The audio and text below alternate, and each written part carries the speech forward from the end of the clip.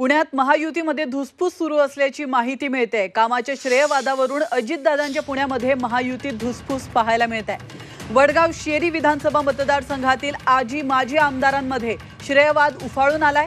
वडगाव शेरीमधील विद्यमान आमदार सुनील टिंगरे यांच्या मतदारसंघातील 300 कोटींच्या विकास कामांच्या भूमिपूजनाची जाहिरात देखील टिंगरे यांनी केली आहे। मात्र जाहिरातीवर आता माजी आमदार जगदीश मुळीक यांनी आक्षेप घेतलाय।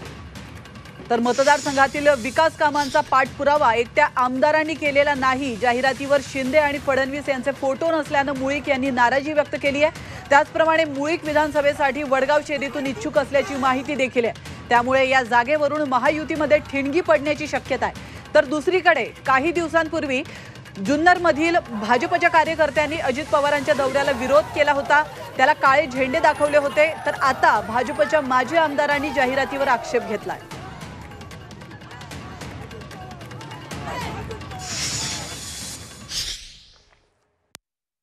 कार्यक्रमामध्ये वडगाव शेरीचे आमदार ज्या सरकारनं हे मंजूर केलंय त्या सरकारला विसरून गेलेत।